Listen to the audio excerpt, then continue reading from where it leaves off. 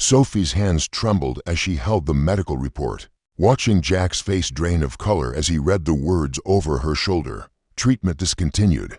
Due to financial constraints, patient condition deteriorating rapidly. The charity gala at the Metropolitan Hotel buzzed with the kind of conversations that happened over champagne and canapes light, meaningless chatter about stock portfolios and vacation homes. Sophie Martinez moved through the crowd like a ghost, her black serving uniform making her nearly invisible among the designer gowns and tailored tuxedos. She preferred it that way. Invisible meant safe. Invisible meant no one would notice the dark circles under her carefully concealed makeup, or the way she occasionally gripped the silver tray a little too tightly when a wave of nausea hit. "Excuse me, could I get one of those?" The voice was warm, distinctly masculine, and carried just a hint of amusement. Sophie looked up to find a man in his early 30s watching her, with curious gray eyes. He was handsome in an understated way, not the polished, artificial handsomeness of most men in this room, but something more genuine. His dark hair was slightly mussed, as if he'd been running his fingers through it, and his bow tie sat askew. Of course, she offered him a glass of champagne, noting how his fingers brushed hers as he took it. "Warm, real.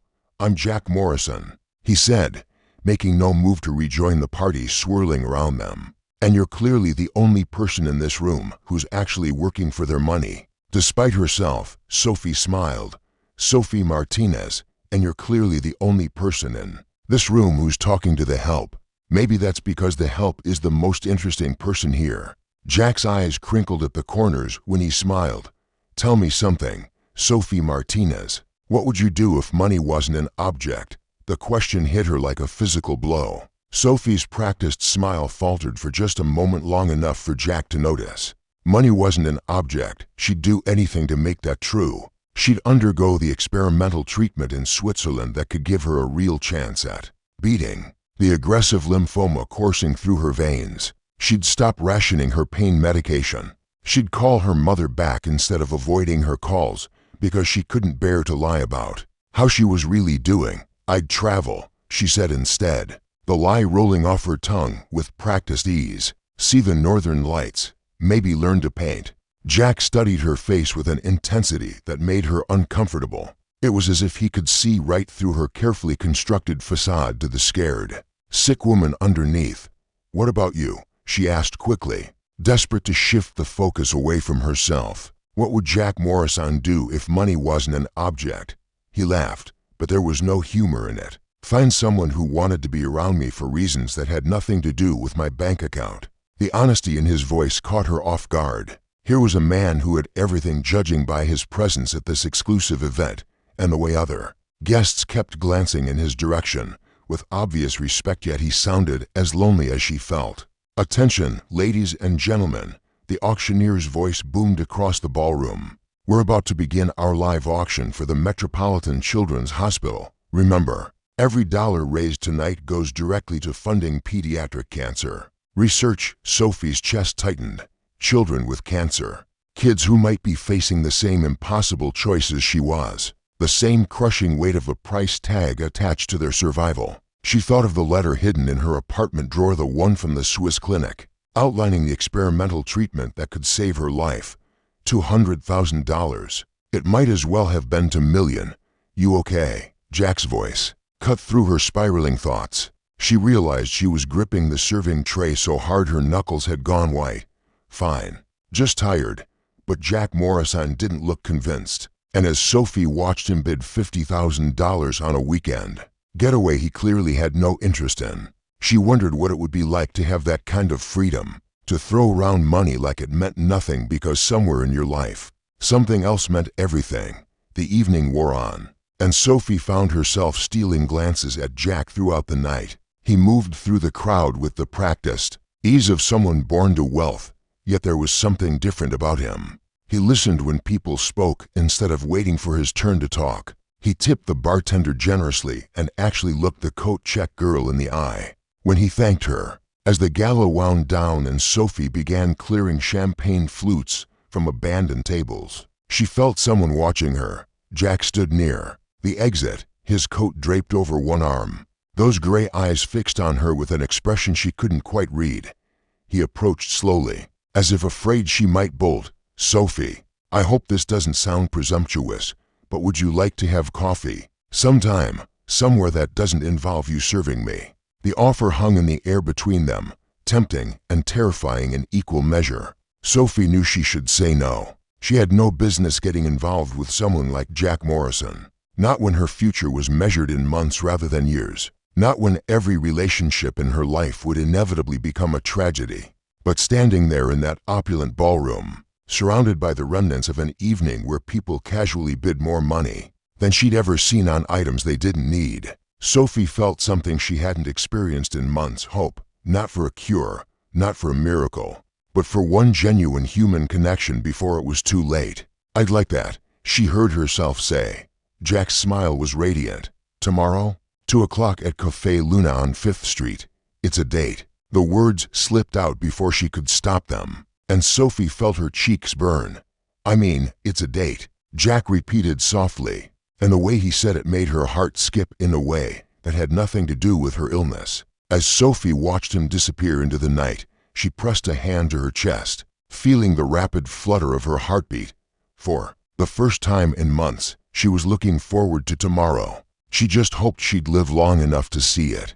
The next afternoon, Sophie arrived at Café Luna 15 minutes early, a habit born from years of working service jobs where punctuality meant survival. She chose a corner table where she could keep her back to the wall, another old habit, though this one stemmed from a different kind of survival instinct. The familiar weight of exhaustion pressed down on her shoulders, but she'd applied her makeup carefully enough to hide the worst of it. Jack arrived exactly on time, and Sophie felt that same flutter in her chest she'd experienced the night before. In the afternoon sunlight streaming through the cafe windows, he looked younger somehow, less polished than he had in his tuxedo. He wore dark jeans and a gray sweater that brought out his eyes, and when he smiled at her, it reached all the way to those eyes in a way that made her stomach flip. "You look beautiful," he said as he sat down across from her, and Sophie nearly laughed at the absurdity of it. Beautiful. If only he knew about the medical port hidden beneath her carefully chosen high-necked blouse, or the pill organizer in her purse filled with medications that cost more per month than most people made. "Thank you," she said instead, because what else could she say? That she'd spent 40 minutes that morning trying to find an outfit that hid how much weight she'd lost, that she'd had to sit down twice on the walk from the subway because her energy levels were basically non-existent. They ordered coffee, his black, hers with enough sugar to hopefully combat the constant nausea, and settled into the kind of conversation that felt surprisingly natural. Jack told her about his company, Morrison Tech Solutions, which developed software for nonprofits and small businesses. It wasn't the flashy Silicon Valley startup she'd expected, but something more grounded, more purposeful. "I started it after my dad died," Jack explained, stirring his coffee absently. He spent his whole life building his investment firm, making money for people who already had more than they knew what to do with. When he had his heart attack, he was at the office at midnight, working on a deal that would have made him another few million. "I kept thinking, what was the point of any of it?" Sophie studied his face, noting the way his jaw tightened slightly when he mentioned his father. "So you decided to make money that mattered, something like that." Jack met her eyes, and she saw something vulnerable there. "What about you? Besides serving champagne to overprivileged socialites, what does Sophie Martinez do?" The question she'd been dreading. Sophie took a sip of her coffee, buying time. In another life, the life before her diagnosis, she would have told him about her job at the elementary school, how she'd been working toward her master's degree in education, her dreams of maybe opening her own tutoring center someday. But that woman felt like a stranger now. "I teach," she said, which was technically true. She was on medical leave, but she hadn't been officially terminated yet. "3rd grade. Though I'm taking some time off right now, traveling, seeing those northern lights you mentioned." Sophie's chest tightened. Something like that. The lies tasted bitter on her tongue. But what was the alternative? Tell this kind, successful man that she was dying, that every day was a struggle just to get out of bed, that she'd accepted his coffee invitation, not because she was genuinely interested in dating, but because she was desperate for any connection that didn't revolve around hospital waiting rooms and insurance claims. "Sophie," Jack's voice was gentle, but there was something in his tone that made her look up. "Are you okay? And please don't say you're fine. I've been watching you, and something's wrong." The sincerity in his voice nearly undid her. When was the last time someone had really looked at her, really seen her?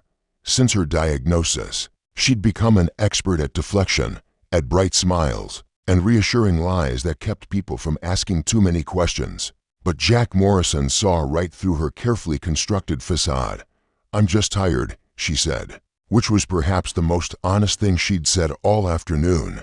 "It's been a difficult year. Want to talk about it, God?" She wanted to. The words pressed against her throat like a physical thing, begging to be released. She wanted to tell him about the night terrors that woke her up gasping, about the way she'd started saying goodbye to everything: her favorite coffee shop, the tree outside her apartment window, the sound of rain on her fire escape, because she didn't know how many more times she'd experience them. Instead, she shook her head. "Not today. Maybe someday, but not today." Jack nodded, and Sophie was grateful that he didn't push. They spent the next hour talking about safer topics: books they'd read, places they wanted to visit, the absurdity of the charity circuit Jack found himself trapped in by virtue of his wealth. It was the most normal conversation Sophie had had in months, and she found herself laughing for the first time since her diagnosis. But as the afternoon wore on, the familiar exhaustion crept back in. Sophie tried to hide it, but she could feel herself flagging, her responses becoming shorter, her smile more forced. "I should probably head home," she said finally, hating the disappointment that flickered across Jack's face. "Of course, can I give you a ride? I'm fine with the subway." Another lie. The thought of navigating the crowded underground system made her want to curl up under the cafe table. "Sophie," Jack's hand covered hers on the table, and she was struck again by how warm his touch was. "Let me drive you, please." She looked into those gray eyes and saw genuine concern there, not pity or obligation, but something that looked almost like caring. It had been so long since anyone had cared about her well-being in a way that wasn't clinical or professional. "Okay," she whispered. Jack's car was a sleek black sedan, expensive but not ostentatious. As they drove through the city streets, Sophie let herself imagine for a moment what it would be like if this were real. If she were a normal woman going on normal dates with a man who seemed to actually like her company. If she had a future that extended beyond the next few months. When they pulled up to her modest apartment building, Jack turned to face her. "I had a really good time today." "So did I." It wasn't a lie this time. "Would you like to do this again? Maybe dinner next time." Sophie's heart clenched. She should say no. She should protect him from what was coming. Protect herself from getting too attached to something she couldn't keep. But looking at Jack's hopeful expression, she found she couldn't bring herself to end this before it had really begun. "I'd like that," she said as she climbed the stairs to her apartment. Sophie could feel Jack watching her until she was safely inside. She pressed her back against the door and closed her eyes, allowing herself exactly 60 seconds to pretend that this could work, that somehow, someway, she could have this and keep it. Then she opened her eyes, walked to her dresser drawer, and pulled out the letter from the Swiss clinic. $200,000. The number seemed to mock her from the elegant letterhead. She thought about Jack's casual $50,000 bid the night before. How he'd thrown around that money like it meant nothing. Sophie folded the letter carefully and put it back in the drawer. She had a choice to make, and she knew it was going to be the hardest decision of her life. But as she lay in bed that night, she could still feel the warmth of Jack's hand covering hers, still hear the sound of his genuine laughter. Maybe, just maybe, it would be worth the risk. 2 weeks later, Sophie found herself in the emergency room at St. Mary's Hospital, her vision blurring as a nurse struggled to find a vein for her four. The nausea had hit her during her shift at the cafe where she'd picked up part-time work, and she'd barely made it to the bathroom before collapsing. "Miss Martinez, your white blood cell count is extremely elevated," Dr. Chen said, his voice professional but kind. "We need to discuss adjusting your treatment plan immediately." Sophie closed her eyes, feeling the familiar weight of despair. settle over her like a lead blanket. Adjusting her treatment plan was medical speak for the cheap drugs aren't working anymore. She knew what came next: more aggressive treatments, more side effects, more money she didn't have. "How much time do I have?"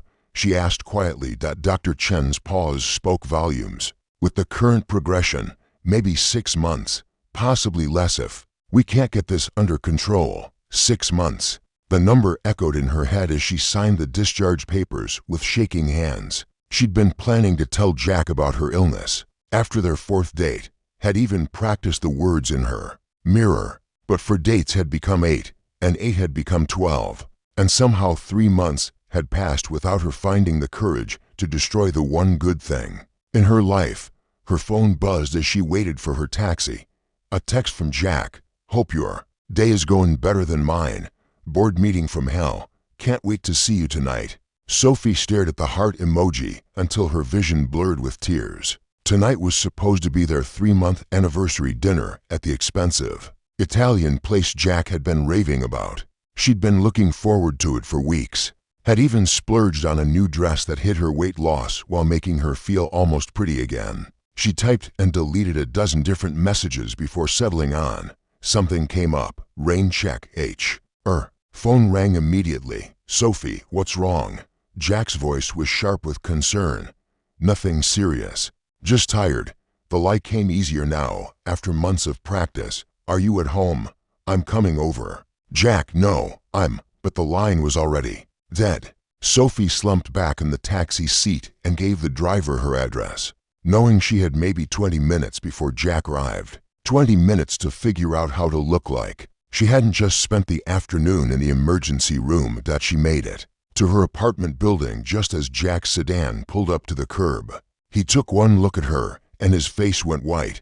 "Jesus, Sophie, what happened?" "I'm fine," she started, but Jack was already out of the car and at her side, his arm around her waist to steady her. "You're not fine.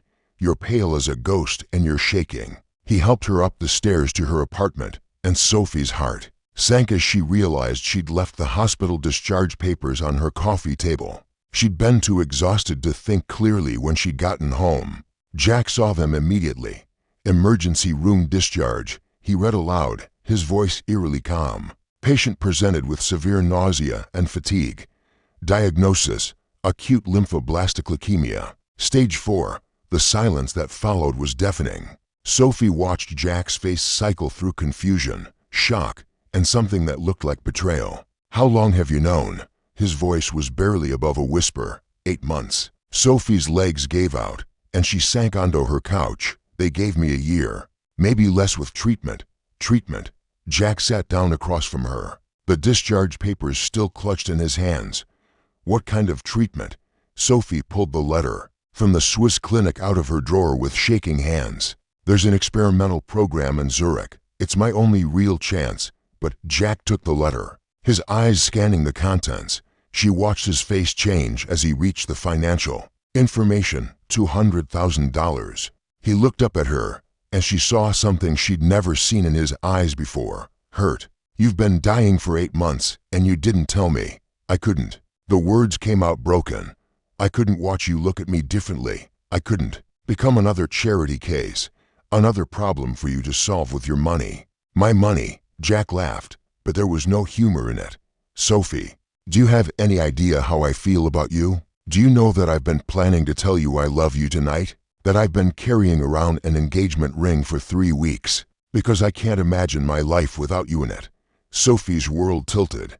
"Jack, no." He stood up abruptly, pacing to her window. "No, you don't get to jack me. Not now. You've been lying to me for months, Sophie. Every time I asked if you were okay, every time I worried about you, every time you canceled plans or looked like you were going to collapse, you lied to me." Tears streamed down Sophie's face. "I was trying to protect you." "From what?" "From caring about you, from wanting to help the woman I love." He turned to face her, and the anguish in his expression nearly destroyed her. "Did you think so little of me that you believed I'd walk away if I knew you were sick?" "I thought so little of myself," Sophie whispered. "I'm dying, Jack. I have maybe 6 months left, probably less. What kind of future is that to offer someone Jack crossed the room in 3 quick strides and knelt in front of her, taking her hands in his. The kind of future where we fight like hell for every day we get. The kind of future where I get to love you for however long we have. Whether that's 6 months or 60 years. You don't understand. Sophie pulled her hands away. This treatment, it might not even work. And even if it does, there's no guarantee. I could go through all of this and still die. I could bankrupt you and still die. Bankrupt me? Jack's laugh was sharp. Sophie, I'm worth $37 million. 200,000 is what I spent on art last year. It's what I donated to that charity gala where we met. It's pocket change. The casual way he mentioned his net worth made Sophie's head spin. 37 million. She'd known he was wealthy, but she'd had no idea of the scope of it. I can't let you do that, she said firmly. I won't let you pay for my treatment. I won't owe you my life. You wouldn't owe me anything. Jack's voice was gentle but determined. This isn't about debt or obligation, Sophie. This is about love. This is about giving the woman I want to marry a fighting chance, Mary. Sophie's voice came out strangled. Jack reached into his jacket pocket and pulled out a small velvet box. I bought this 3 weeks ago. I've been carrying it around, waiting for the perfect moment. He opened it to reveal a simple but elegant solitaire diamond. There's no perfect moment, is there? Not with what you're facing. But I love you. Sophie Martinez. I love your stubborn independence and your terrible jokes and the way you cry at commercials. I love that you see the good in people and that you work 3 jobs because you're too proud to ask for help. I want to marry you, and I want to pay for your treatment, and I want to fight this thing together. Sophie stared at the ring through her tears. It was beautiful and terrifying and everything she'd never dared to dream of. This isn't a fairy tale, Jack. I might not get better. The treatment might not work. And then where will you be? Married to a dead woman with $200,000 less in your bank account. Then I'll be a widower who got to spend whatever time I had loving you. Jack's voice broke slightly. Sophie, money means nothing if I lose you. Nothing. Sophie looked at this man, this kind, generous, impossibly stubborn man, and felt something shift in her chest. For 8 months, she'd been preparing to die alone. She'd pushed away friends, avoided her family, built walls around herself because she thought it would be easier for everyone if she just faded away quietly. But Jack Morrison wasn't going to let her fade away. He was offering her a lifeline, not just financially but emotionally. He was offering her love and partnership and hope when she'd given up on all 3. Okay. She whispered, okay, I'll marry you. And okay, you can pay for the treatment. But Jack, she looked into his eyes, needing him to understand this part. If this doesn't work, if I don't make it, you have to promise me you won't regret this. You have to promise me you'll find someone else someday, someone who can give you the future you deserve. Jack slipped the ring onto her finger with hands that trembled slightly. I promise I'll never regret loving you, Sophie. As for the rest, let's focus on making sure you're around to worry about my future yourself. As Jack pulled her into his arms, Sophie felt something she hadn't experienced in months. Hope. Not just hope for survival, but hope for a future that included this man and this love and maybe, just maybe, a happy ending. But in the back of her mind, a small voice whispered that accepting Jack's help came with a price she hadn't fully calculated yet. Money might not matter to him, but love always cost more than anyone expected to pay. The Zurich clinic looked more like a luxury hotel than a medical facility. With its pristine white corridors, floor-to-ceiling windows, and modern art adorning the walls, Sophie had been there for 6 weeks, and every day she felt the crushing weight of what this place cost. $200,000 for a chance, not a guarantee. Just a chance. Jack had flown in from New York the night before, as he did every other week, arriving with flowers and updates from home and that determined smile that never quite reached his eyes anymore. Sophie watched him sleep now in the uncomfortable chair beside her hospital bed, his laptop still open on his knees where he'd fallen asleep working. Even here, even while watching her slowly deteriorate under the brutal experimental treatment, he was trying to maintain his business, his life, his responsibilities. You should go back to the hotel, she whispered when he stirred. Jack opened his eyes and immediately focused on her face. checking for signs of pain or nausea, the constant inventory he'd developed over the past month and a half. "How are you?" "Feeling like someone filled my veins with liquid fire and then hit me with a truck." Sophie attempted a smile. "So, Tuesday." It wasn't funny, but Jack laughed anyway, and Sophie's heart clenched at the forced sound. When had they started pretending that everything was okay? When had their conversations become careful dances around the obvious truth that she was getting worse, not better? "Dr. Hoffman wants to see us this morning," Jack said, closing his laptop and setting it aside. "She has the results from yesterday's tests." Sophie's stomach dropped. In the 6 weeks she'd been here, she'd learned to read the subtle signs that indicated whether news was good or bad. When nurses smiled too brightly, when doctors took too long to return calls, when her fiancé couldn't quite meet her eyes, these were the harbingers of bad news. "How bad do you think it is?" she asked. Jack reached for her hand, carefully avoiding the for line. "Whatever it is, we'll deal with it together." Together. The word that had once filled Sophie with warmth now felt like a stone in her chest. Together implied that Jack was going through this with her. But the truth was that she was the one vomiting every morning while he held her hair back. She was the one whose body was rejecting the treatment that was supposed to save her life. She was the one dying while he was merely watching. Dr. Hoffman arrived an hour later, her expression professionally neutral in that way that medical professionals perfected when they had to deliver devastating news. She pulled up a chair across from Sophie's bed and folded her hands in her lap. "Another bad sign. The treatment isn't working as well as we'd hoped," she said without preamble. "Your white blood cell count has actually increased over the past 2 weeks, and the cancer has spread to your liver." Sophie felt the words hit her like physical blows. Spread to her liver. That was bad. That was very, very bad. "What are our options?" Jack's voice was steady, controlled, but Sophie could see his hands shaking. "We can try a more aggressive course of treatment, but I need to be honest with you both. Sophie's body is already struggling with the current protocol. A more aggressive approach might do more harm than good at this point." "And if we don't try the aggressive treatment?" Sophie asked, though she already knew the answer. 2 to 3 months, probably less." The silence that followed was deafening. Sophie stared at the ceiling, trying to process the fact that she was going to die in Zurich, in this sterile room that cost more per day than most people made in a month. She was going to die having failed, having wasted Jack's money and hope and love on a treatment that hadn't worked. "I want to try the aggressive treatment," Jack said firmly. "Jack, no." Sophie turned to look at him, seeing the desperation in his eyes. "You heard what she said. It could make things worse. It could also make things better. Or it could kill me faster while costing you another $100,000. Dr. Hoffman cleared her throat. "If I may suggest, why don't you both take some time to discuss this? We don't need to decide today." After the doctor left, Sophie and Jack sat in silence for a long time. Finally, Jack spoke.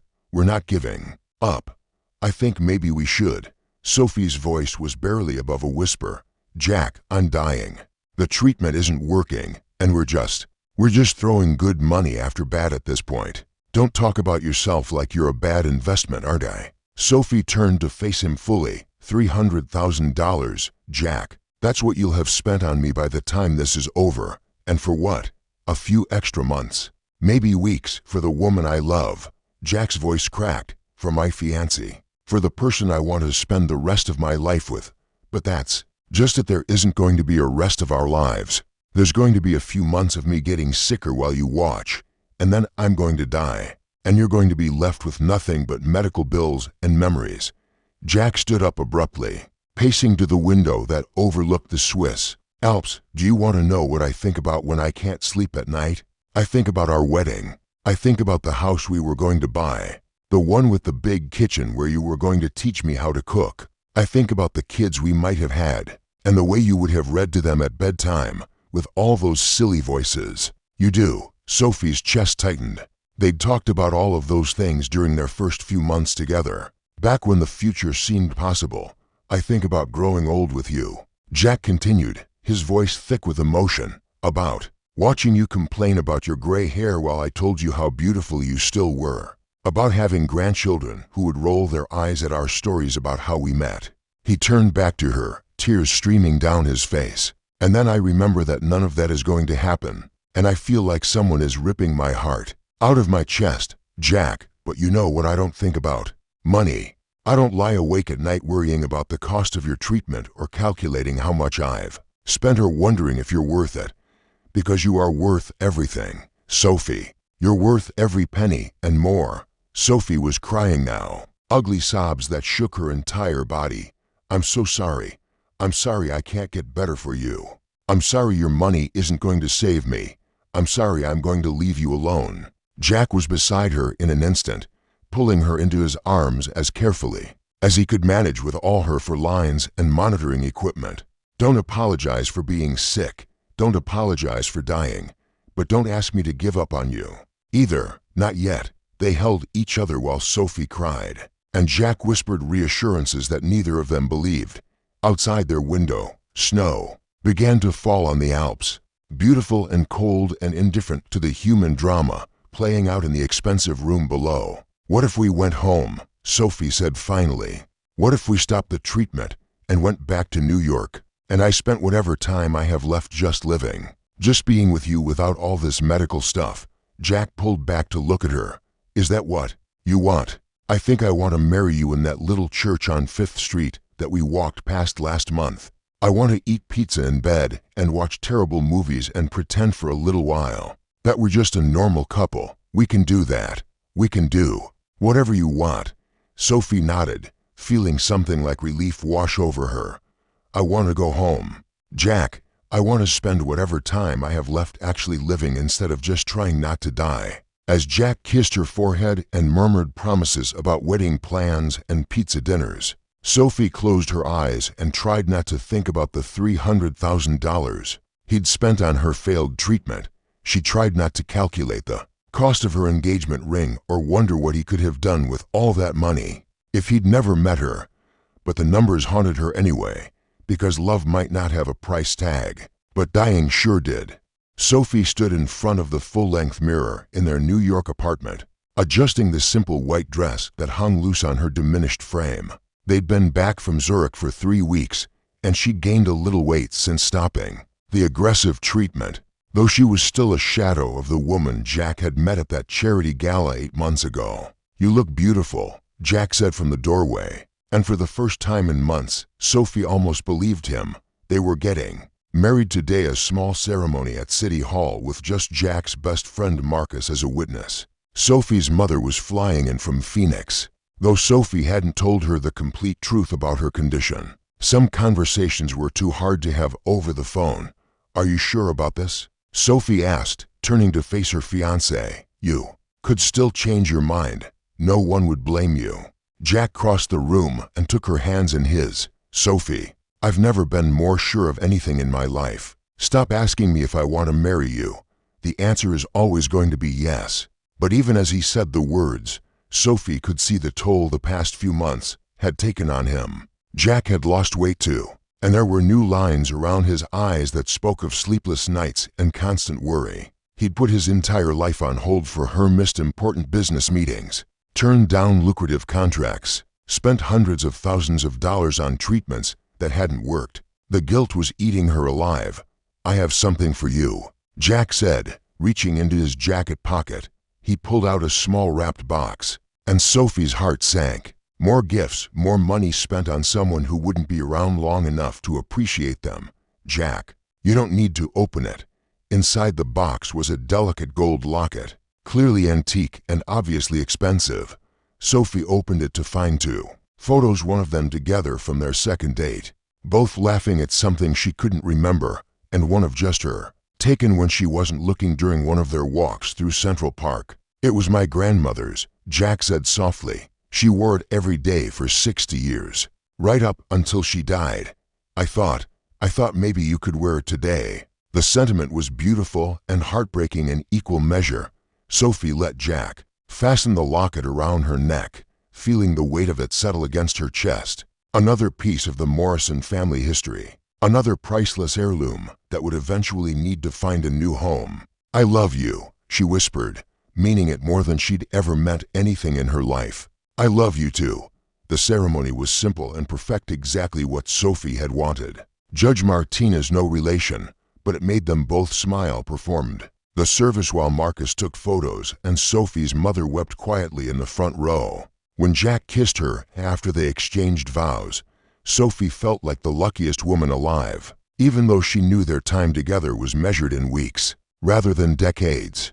The reception was held at their favorite restaurant, a small Italian place where they'd had their first real date. Jack had rented out the entire dining room, and Sophie tried not to think about what that cost. She tried not to calculate the expense of the flowers, the photographer, the champagne that most of the guests would drink, while she stuck to ginger ale to settle her stomach. "Mrs. Morrison," Jack said, taking her hand as they swayed to the music from the small string quartet he'd hired. "Another expense. How does it feel?" "Surreal," Sophie admitted. "Good surreal, but surreal." It was true. For a few hours, surrounded by the people they loved, Sophie could almost forget about the cancer spreading through her body. She could almost pretend they were just another young couple starting their life together, making plans and dreaming about the future. But reality intruded during the toasts. Marcus spoke about Jack's transformation over the past year, how love had changed him, made him happier than Marcus had ever seen him. Sophie's mother talked about how proud she was of her daughter for finding such a wonderful man, and how excited she was for the grandchildren they might have someday. Grandchildren. The word hit Sophie like a physical blow. She excused herself and made it to the bathroom just in time to be violently sick. Whether from the cancer, the medications, or the overwhelming guilt, she wasn't sure. Jack found her there, pale and shaking, gripping the marble countertop to stay upright. "Hey," he said softly, immediately moving to support her.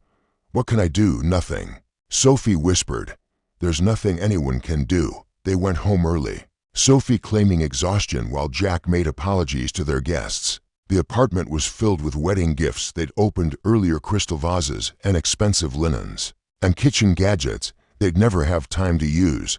Each present felt like an accusation, a reminder of the future she was stealing from Jack. "I need to tell you something," Sophie said as Jack helped her out of her wedding dress. "I've been thinking about what happens after." Jack's hands stilled on the buttons. "After what?" "After I die." The words came out matter-of-factly, and Sophie saw Jack flinch. "I want you to promise me something, Sophie, please. Let me say this." She turned to face him, wearing only her slip and his grandmother's locket. "I want you to promise me that you'll get married again someday, to someone who can give you children and grow old with you and all the things I can't." "Don't." Jack's voice was sharp. "Don't do this. Not tonight. Especially tonight. Jack, you're 28 years old. You have your whole life ahead of you, and I need to know that you're not going to waste it mourning me forever." Jack sat down heavily on their bed, his head in his hands. "I don't want to talk about this, but we have to. We have to talk about the practical things, too. The money you've spent on me." "Stop." $350,000, Jack. "Between the treatment and the wedding and everything else, that's what I've cost you so far." Jack looked up at her, his eyes blazing. "You haven't cost me anything. I chose to spend that money. I wanted to spend it. But what if you'd spent it on something else? What if you'd invested it, or donated it to charity, or used it to expand your business? You could have helped hundreds of people with that money instead of wasting it on someone who's going to die anyway." "Wasting it?" Jack stood up, his voice rising. "Is that what you think? That loving you has been a waste, not loving me?" Sophie said, tears streaming down her face. "Trying to save me. All that money, all that hope, all that energy, it's been for nothing. I'm still dying, Jack. The treatment failed, and I'm still dying. And now you're going to be left with nothing but debt and grief." "I don't have debt. I have a wife. I have memories. I have 3 months of marriage to the woman I love more than anything in this world." Jack crossed the room and cupped her face in his hands. "Sophie, you keep talking about the money like it matters, like I'm keeping some kind of cosmic ledger where your life needs to balance out against what I've spent. But that's not how love works, isn't it?" Sophie pulled away from him. "People make sacrifices for love all the time. They give up opportunities, spend their savings, change their entire lives, and usually they get something in return. A partner, a family, a future. What are you getting in return for everything you've given up for me? Jack was quiet for a long time, and Sophie wondered if she'd finally made him see the truth that loving her was a losing proposition, that he deserved better than a wife who was going to leave him a widower before their first anniversary. You want to know what I'm getting in return? He said finally. I'm getting to love you. That's it. That's the whole return on my investment. I get to wake up next to you for however many mornings we have left. I get to make you laugh when you're feeling sick. I get to hold your hand during the scary parts and celebrate the good days. I get to be married to Sophie Morrison for whatever time we have. And when I die, what then? Then I'll get to be the man who was lucky enough to love you. Jack's voice broke. I'll get to be the person who knew you, who married you, who fought beside you. Most people never find a love like this, Sophie. Most people spend their whole lives looking for what we have, and never find it. So yes, I'd rather have you for 3 months than not have you at all. Yes, I'd rather spend every penny I have trying to save you than keep the money and lose you. And yes, when you're gone, I'll be grateful for every dollar I spent, every day I took off work, every sleepless night in hospital chairs, because all of it was for you. Sophie stared at her husband, and felt something shift in her chest. For months, she'd been so focused on what her illness was costing him that she'd lost sight of what their love was giving him. She'd been thinking like an accountant, trying to balance the books, when she should have been thinking like a woman who was loved beyond measure. I'm sorry, she whispered. I'm so sorry, Jack. I've been making this about money when it was never about money. No, Jack said, pulling her into his arms. It was never about money. It was about time. And whatever time we have, whether it's 3 months or 3 years, I want to spend all of it loving you.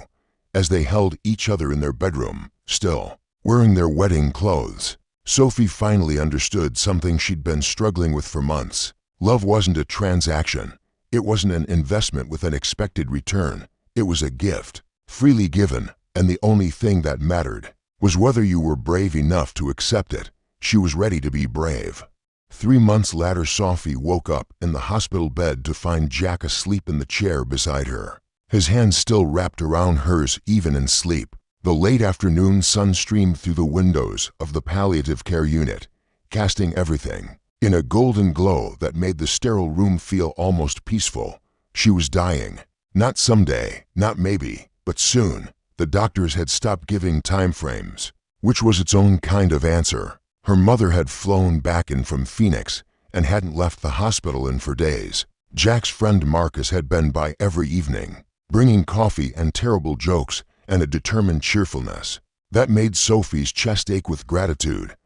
But it was Jack who never left. Jack who held her hand through the pain, who read to her when she couldn't focus on the television, who somehow managed to make her laugh even now, even like this.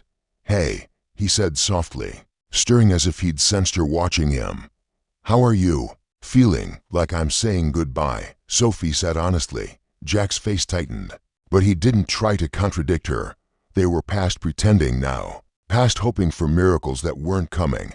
I need to tell you something, Sophie continued. About the money. Sophie, please, let me finish this. She squeezed his hand with what little strength she had left. I know what you spent. $400,000, all told. The treatments, the wedding, the apartment modifications when I got too sick to climb stairs, the private nurses. $400,000, Jack's jaw clenched, but he didn't interrupt. I also know what you didn't spend it on. Marcus told me about the expansion opportunity you turned down. The one that would have doubled your business. He said it would have cost exactly $400,000 to make it happen. Marcus talks too much. He's worried about you. We all are. Sophie shifted carefully, trying to find a position that hurt less. Jack, I need you to understand something. That business opportunity, that was your future, your real future, the one that was going to happen whether you met me or not. My real future is right here, right now with you. For a few more days, maybe.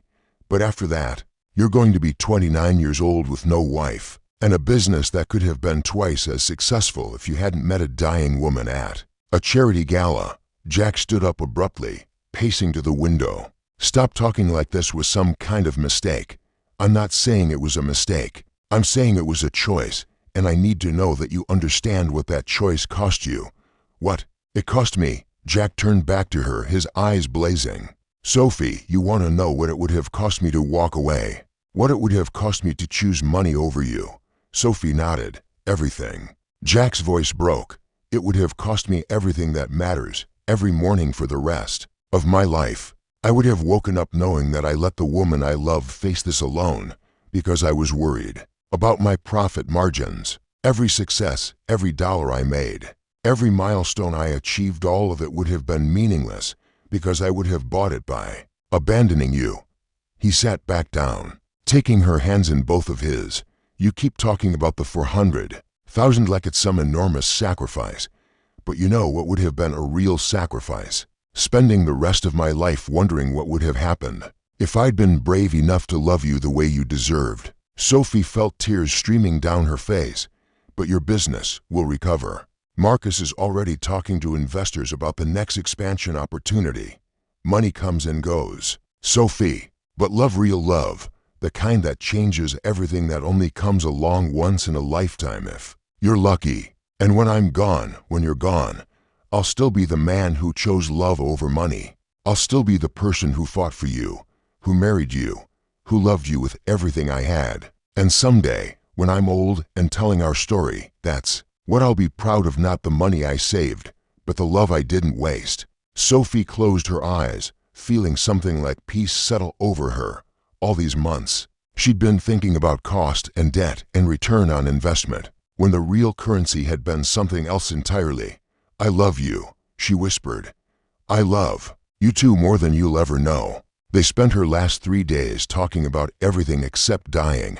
They planned impossible futures and remembered perfect moments from their brief time together. Jack read to her from the novel they'd been working through together, and Sophie told him stories about her students that made him laugh until he cried. When the end came, it was quiet and peaceful, with Jack holding her hand and her mother stroking her hair and the late morning sun painting everything gold. Sophie's last coherent thought was that she finally understood what love actually cost. Not money, never money. Love cost fear and pride and the illusion of control. It cost the safety of keeping your heart protected and the comfort of planning for a guaranteed future. But the price of not loving, the price of walking away, of choosing safety over connection, of letting fear make your decisions, that cost everything. Epilogue. 2 years later, Jack stood in front of the new wing of Metropolitan Children's Hospital, watching as they unveiled the sign, the Sophie Morrison Pediatric Cancer Research Center, his wife's name in bronze letters, permanent and gleaming in the afternoon sun. The research center had cost exactly $400,000 to establish, the same amount he'd spent trying to save Sophie's life. But this time, the money would go towards saving other people's wives, other people's children, other people's futures. Marcus stood beside him, both men quiet as they watched families walking in and out of the hospital. "She would have loved this," Marcus said finally. "She would have argued with me about spending the money." Jack replied with a small smile, "But yeah, she would have loved it." Jack had remarried 18 months after Sophie died, not because he'd stopped loving his first wife, but because she'd made him promise to choose love whenever he found it. Sarah was a pediatric oncologist he'd met while planning the research center, and she understood that loving her didn't diminish what he'd felt for Sophie. Their wedding had been simple, their honeymoon modest, their life together built on the foundation of knowing that love wasn't about money. It was about time and attention and the courage to keep your heart open even when it hurt. As Jack walked away from the hospital that afternoon, he thought about cost and value and return on investment. $400,000 had bought Sophie 8 extra months of life and a love story that had changed everything he thought he knew about what mattered. Some people might say that wasn't enough, but Jack Morrison knew the truth. Love had never been about getting your money's worth. It had always been about deciding what was worth everything you had to give. The end. No, I turn to you, dear reader, with this question. When faced with impossible odds and heartbreaking circumstances, what do you believe is the greater tragedy, loving someone deeply knowing you'll lose them, or missing out on that transformative love? Because you're afraid of the pain it might cost you. In a world where we so often measure value in dollars and cents, how do we truly calculate the worth of a human heart?